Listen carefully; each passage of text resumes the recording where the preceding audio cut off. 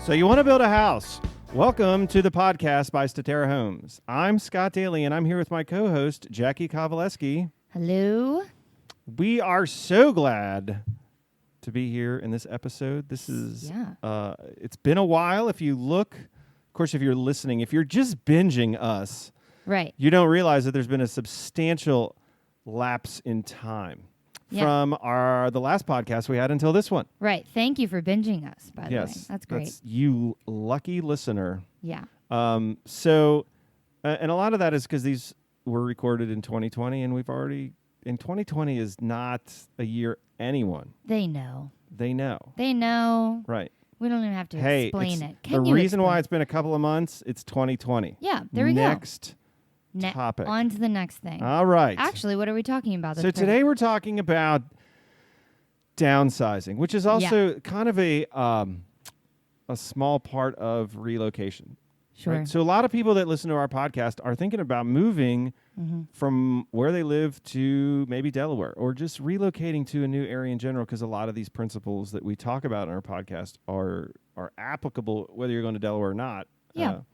And so when you're starting to think about relocating, then all of a sudden you got to figure, well, okay, I've learned the where, now it's the what. What am I going to live in? And so that's kind of what we're going to talk about. But before we get into some specifics about houses, home design, things like that, because that's what we talk about, we want to talk about this idea of downsizing. Yes. And so there are some other things to consider. And so Jacki is going to she's just going to drop some knowledge right on you. Yeah. You want me to go? So what you don't know about Jacki is she's very organized and methodical. And so she is great for things like this, because there are a lot of moving pieces that come with a relocation. And even more when you decide, hey, I'm going to relocate and I'm going to downsize. But a lot of times relocation comes at a season in life. Yes.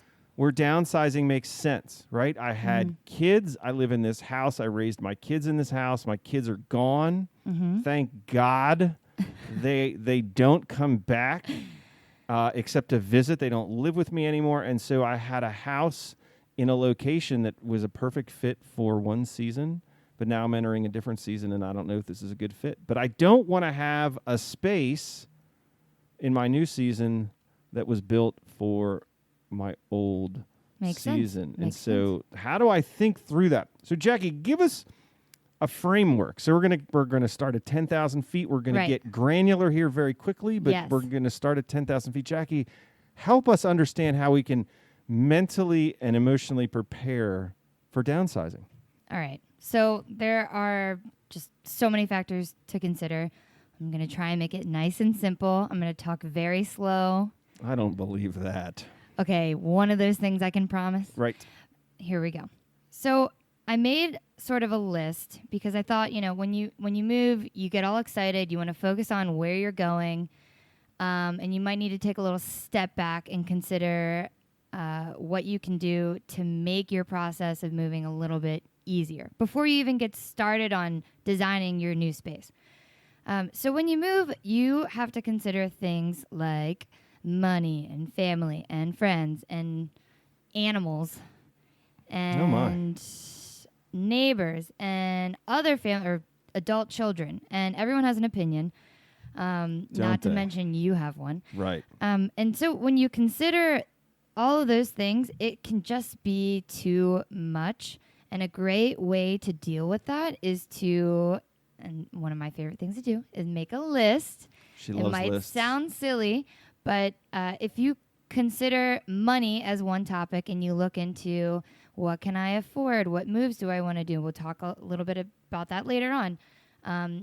Maybe just read into the taxes that you're going to have to encounter and just educate yourself, make yourself a little bit more confident in that area. And then maybe tell your adult children, this is what I'm thinking, have that conversation, but space these things out so they all don't happen at one time.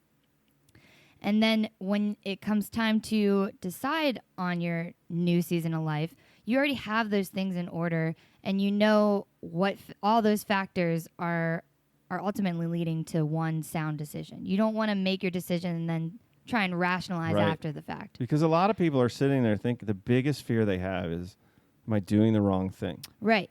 So take all those factors into account first, see what makes sense for them, and then make your decision. And then it gives you the confidence that the decision where you land is the right place. That is methodical and effective, Jacki. Right. Well, also, thinking about those things gives yourself an opportunity to come to peace with that decision, right? It takes a little bit of anxiety away from a big purchase, which is really what this is. Right, but this is a life change. Yeah. This isn't just a I mean, it's an expensive purchase. Sure. But it's a life change. It's a whole life change. Right. Okay, so now on to something a little more minor, but everyone seems to have this issue, is you have a lot of stuff.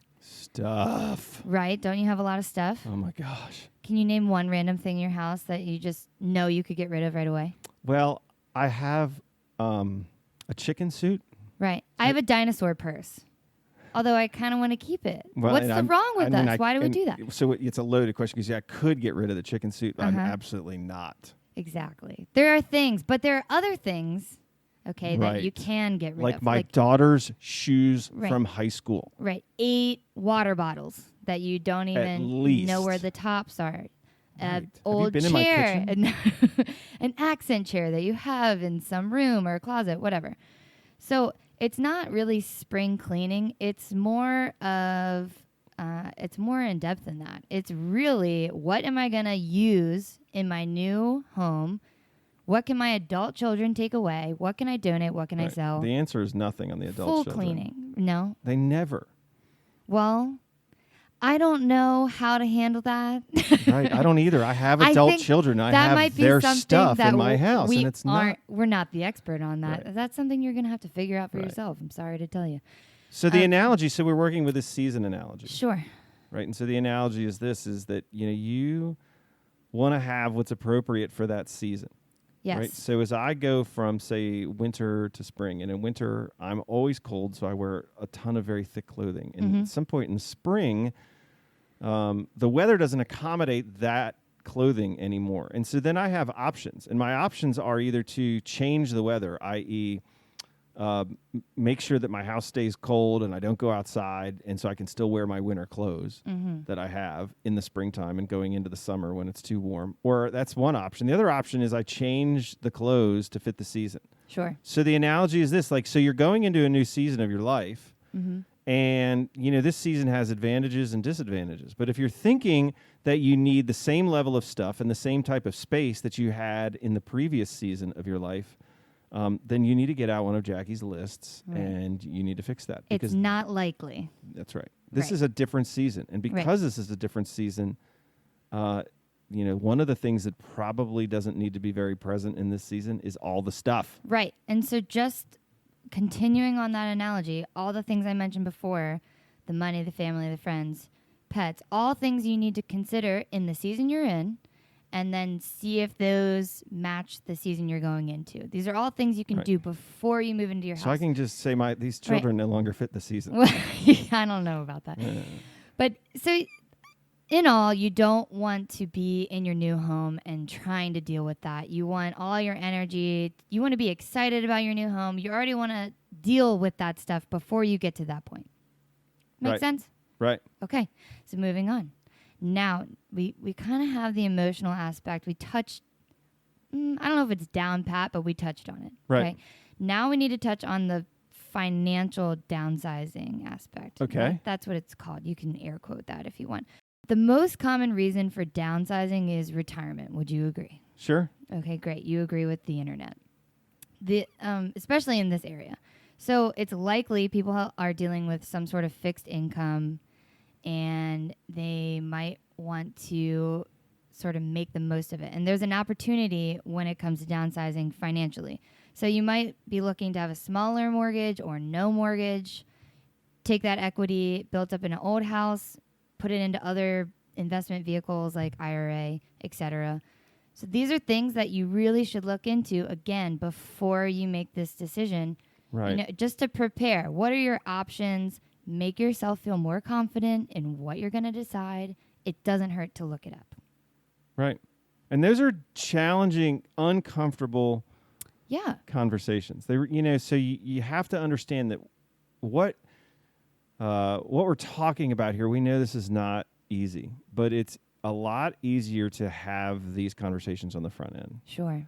Absolutely. Than it is to have them later. So a lot of people are moving out of high tax areas and coming to Southern Delaware, and they didn't mind paying the taxes because a lot of those taxes fund very good public schools. Right. But once your kids get out of the public schools, you're thinking, what am I paying for this for? Yeah. And so, that's a huge impact is, and they want to say, I want to stay on a fixed cost of living so that I can understand that, in the reality of the modern stock market, the stock market tends to have gigantic fluctuations now, and that's just the way it goes. And I want to be able to sleep at night. Right. While this is all happening. Right. So it's just another thing to consider before you even move. Okay. So now we've talked about the emotional aspect. We've talked about the financial aspect. What else should we talk about, Jacki? I don't know. I think you have some sort of theology behind form follows function. Form follows. I love that. Hopefully that's not the first time you've heard that because you started listening to some of our other podcasts because you're binging. Way to go. Right. Lucky you. Kudos. And you understand that now we're going to talk about the space that you're going to occupy when you move down here. Yes. And so this is the house you live in, whether it's an apartment style house or a townhouse or whatever it is hugely important and different because it needs to fit your life in a way that your life is different now, assuming you're coming down here and you're retiring and you're downsizing. So you're talking about a house that does not necessarily have to accommodate anyone besides the two of you on a long-term basis. Right, and you might not even know what that looks like. Right, but you also might want to, you have to think about some uncomfortable things on the back end. Hopefully I stay healthy forever, but the reality is, as we all know, and if you're retiring, you've dealt with your parents probably, and you've watched the declining health. And I got bad news for you, that's coming for all of us. My dad told me not to get old. And he's right, I just haven't figured out how to pull it off. Well, yeah. The alternative isn't that great. The alternative is probably worse. So you want to even think through, okay, I could be in this house for decades. Yeah, hopefully. And so I needed to fit a season of life. I needed to fit, and I know some things about this season of life, right? I'm not going to get any younger. I'm not going to get more mobile. I'm not getting healthier in a sense. And so I want to think through, how do I accommodate that? I'm going to have other expenses later on in my life that are big expenses. It's just being smart. And specifically, a great example is some people make a point to have wider doorways. Right. Or they consider accessibility of storage in their kitchen or their bathrooms. Simple little things that could really extend the use of your home. Absolutely. It all matters. So this is the principle that I learned in high school that you'll have to look and listen to an older podcast to know that, but it's that form follows function. And so you have to really define on the function. So not only is this house going to accommodate me in a very different season of life than I've had before, but it's also going to accommodate me probably more. Meaning I'm not necessarily going to work full-time while I'm here. I might be working remotely while I'm here if I am working full-time. I'm going to be in this house, in this space, a lot more than I've maybe been in the house that I bought when my family was young, and all we ever seemed to do was eat and sleep there. Right. All of a sudden, because the kids were going in 14 different directions and you just wanted to try to get dinner on the table and you're working and you're commuting and all those other things. So now none of that's true. And so all of a sudden the space takes on a whole different form, Riley, because it has a different function. And so one of the things we want to do that we're trying to be very practical here is go through your current house and ask yourself this question. What parts of the house do you actually use? Right. And so that's one of the critical steps in how to downsize is to start with that question, because most people are actually shocked when they really, really, really think about it and they realize the amount of the percentage or the square footage or the number of rooms, however you want to quantify that, is incredibly small relative to the size of their house. Right. For what they actually use, right? I mean, so my wife and I, we are empty nesters. Our kids are out. And we literally go in 4 rooms. Kitchen, living room, bedroom, bathroom. That's it. And so we have a house that is probably 3 times bigger than the space we actually use. Yeah.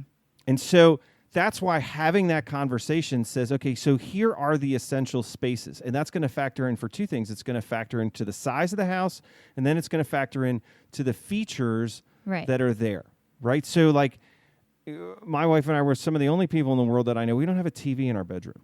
And we just never did. Somebody told us when we were getting married, don't put a TV in the bedroom for the first year. So so that was many, many years ago, and now we don't. We don't have a TV. So we have one TV in the house. So we don't spend any time in our bedroom. So not only do we have those 4 essential rooms, but the reality is the bedroom and the master bathroom aren't even that important. So now we're down to 2 rooms, the kitchen and the family room or the great room. And those are the rooms. So, and for us in the summertime and a lot of the fall and even some of the spring, it's the back porch. Right. Outdoor living. But that is an incredibly small space relative to the rest of the house. And that's the conversation. Hey, what do we actually use? And that's going to help you downsize, because you might be looking at your house and it's 3,000 square feet and you're thinking, how do I make it any smaller? Right. And even your outdoor space, outdoor living. Right. You don't want, I don't want to speak for everyone, but you might not want a big yard. You might not even want a lot to garden. Right. Or maybe garden's going to become hobby and you want less grass. And, it's just something to consider. But it's something to consider, but it helps you start to understand the size of the space that you need. Right. And this is all, it's good to point out we have episode 1 is new versus used homes. Right. So while a new home it's going to be more expensive. It just is. You're just a lot more likely to be able to design the space for your forever home in a new home. I mean, if you can get a used home with all your things that you need, I mean, great. Right.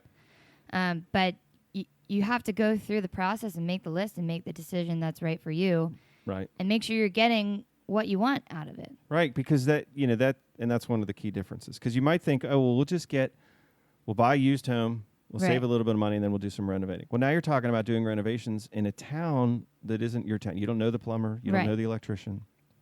And yes, you can get referrals. But again, a lot of it is just that season of life of, hey, it might cost a little more money. In fact, it will. Buying a new house is going to cost more money than buying a used house. But I'm going to get the house I want. It's going to be done the way I want. And when I move in, I just get to start enjoying this season of life instead of prepping for this season of life. So... that is something. So, we talked about also talked about the future seasons. And like you talked about when you talk about that door width thing, what can you expand on? Like, I've never really thought about how wide my doors are in my house. Right. Well, so if you're considering your mobility in the future, if you have to be in a wheelchair, it happens. Then that's already built in for you. It doesn't really take up much more space for the way you're living. Like, the door is planned out in the plan regardless. So just expanding it a couple inches could make a big difference of you living in your house a few more years in a wheelchair as opposed to having to make other living arrangements. Right. You might not be ready to move out. So it's a worthwhile question to say, how can I age in this house? Right. And how can this house accommodate me when I need it to accommodate me? Sure. And one of the cool things that we do, I kind of realized this, I want to say about last year, we were designing a home for a man that wanted to consider accommodating a ramp in his garage. Right. So he wanted enough room for his car and to be able to put a ramp in. He wanted, the right amount of slope. There's some things you need to consider, but we were able to do that for him. And I thought that was really smart. That was pretty cool. Right. And I think that's a little morbid and people are scared of that. But I think a lot of it, that season of life is coming.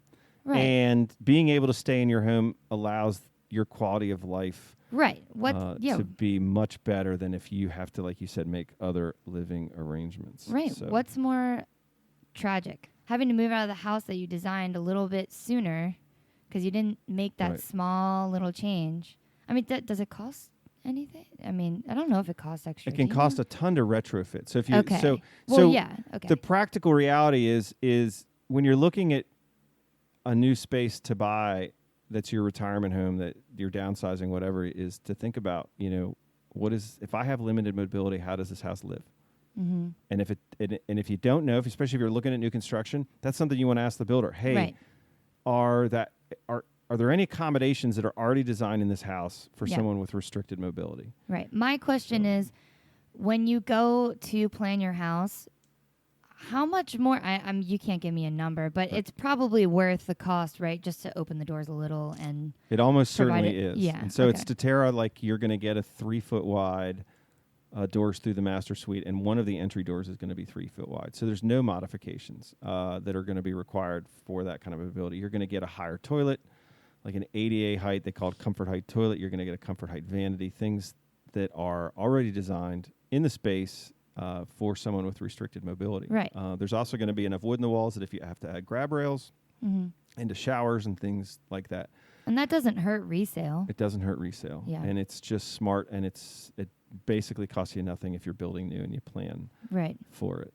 Tough conversations. So let's have some more tough conversations, right? Because we're talking about downsizing. Downsizing means stuff has to go. And whether it's the size of our house that we love, the big house, whether it's all the stuff in our big house that we love, we're already talking about it. So let's talk about budget.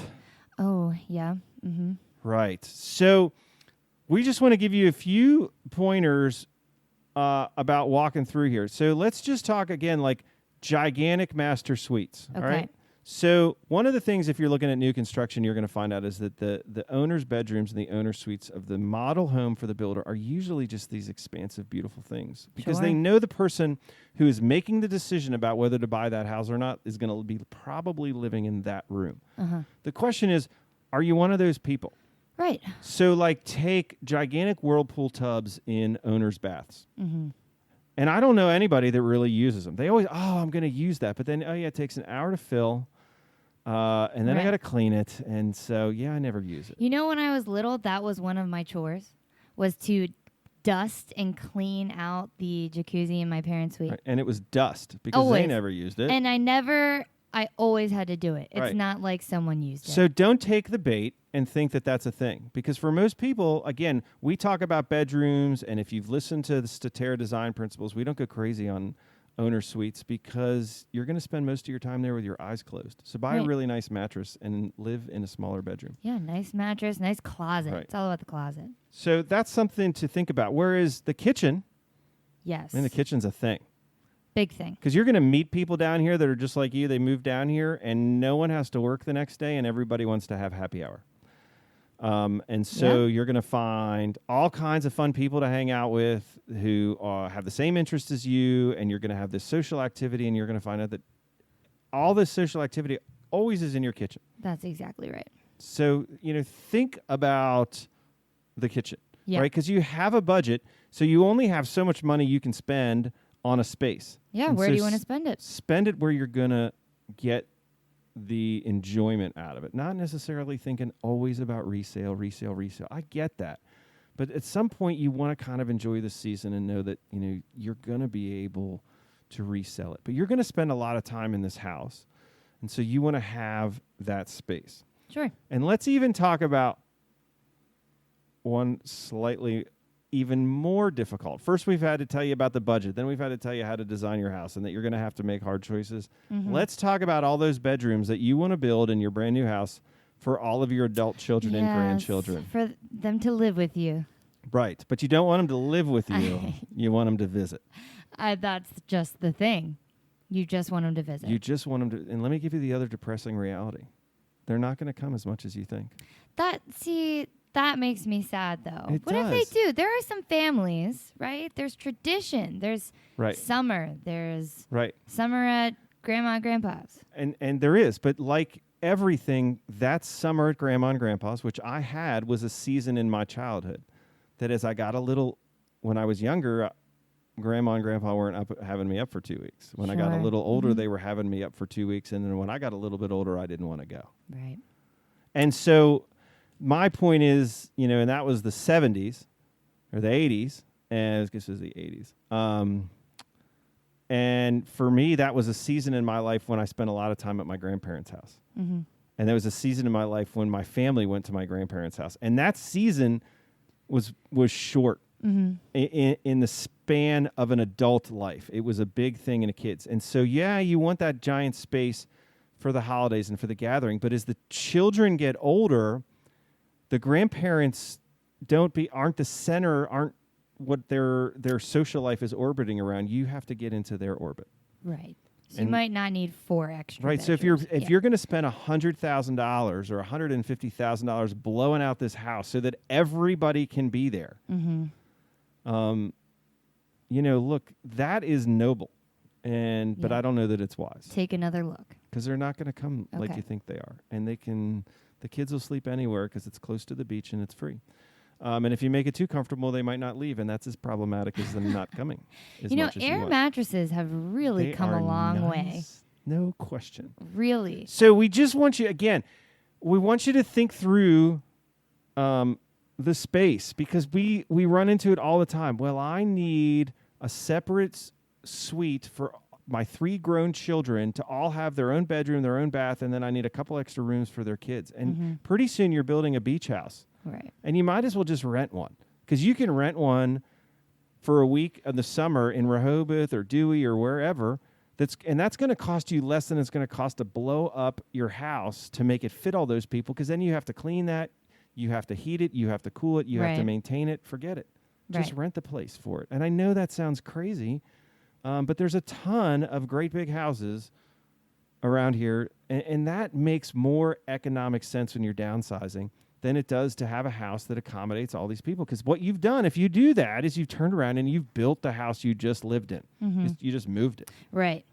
And you got to make sure that fits your season, your finances, all these things. Where you could say, hey, look, I really want that $6,000 smart oven that has like artificial intelligence that tells me when my chicken's done, or a bathroom for my grandkids. Let me tell you where I'm going to land on that, because your grandkids aren't listening to this podcast. Get the oven and make them walk down the hall. Just do it. That oven is awesome. I guess you just have to buy into it. You have to buy into downsizing. You have to make the conscious choice, because it's different. Right. People hate change. Right. It's a change. It's a big change. And so since people are uncomfortable with it, your default position is always going to go back to what I know, back to what I know, back to what I know. The problem is, again, it's July. Don't dress for January. Sure. Right? Yeah. And that's a big thing. And we really want you to have the courage to do that, because this season of your life can be super fun. Yes. And you deserve it. Right. Because you're going to build this new house, and let's say you build a new house when your kids are little, and as soon as you let them in there, it wasn't nice anymore. Right? Well, now you can build one, you can keep it nice. Yeah. Right? And you can manage the damage of your grandchildren. But the grandchildren are great. You pump them full of sugar, you give them back to their parents. It's over. I feel like you're speaking out of experience. Soon. Oh, okay. Soon. My granddaughter's not quite old enough to pump full of sugar yet, but the day is coming. And that's how God balances the scales for whatever my parents did to my kids. So anyway, we hope that's an entertaining look, and it's certainly some information to talk about how to downsize, right?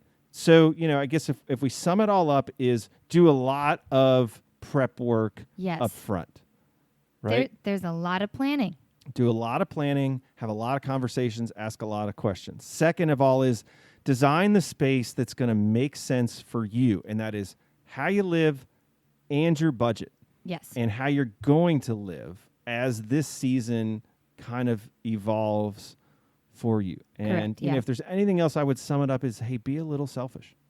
Yeah. This is going to be your house. If you design this house around your kids who live 150 miles away, you're going to be disappointed. Right. Because they're not going to come as much as you think. Right. And you're not going to be in a space that you love. And so since you have a budget, spend the money where it makes sense for you and for your life. Sure. Your whole life you've had that selfless role because you had to, and now it's time we can tell you to be a little selfish. Do it. Yeah. Blow your kids' inheritance. Okay, that's not what I'm saying. Do it. Don't do that. What are they going to do? Yell at you after you're gone? I don't think so. Oh, we got to sign off. Okay. So anyway, we hope that you have enjoyed and I learned a little bit. This is the So You Want to Build a House podcast. I'm Scott Daly. And I'm Jacki Kowaleski. And just roll over into the next episode. Binge us. Yeah, We're keep going. Great. Don't stop now. Next.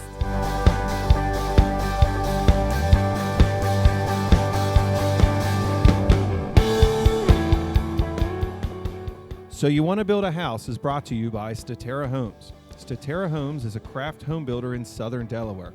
This builder finds value in working with you to build a home that is the perfect fit for your lifestyle. Statera truly sets themselves apart from other builders in the area. To find out more, visit their website, www.staterahomes.com. That's STATERAHOMES.com. Or call their model home at area code 302-329-8881. That's 302-329-8881. Music from this podcast was by the band Defining Parallel from their recent single, Painted Lives. Thank you for listening to So You Want to Build a House. To stay updated on the most recent episodes, subscribe to this podcast on iTunes or Spotify or wherever you found it to begin with, or check out Statera Homes' website, which is again www.staterahomes.com. Thank you very much.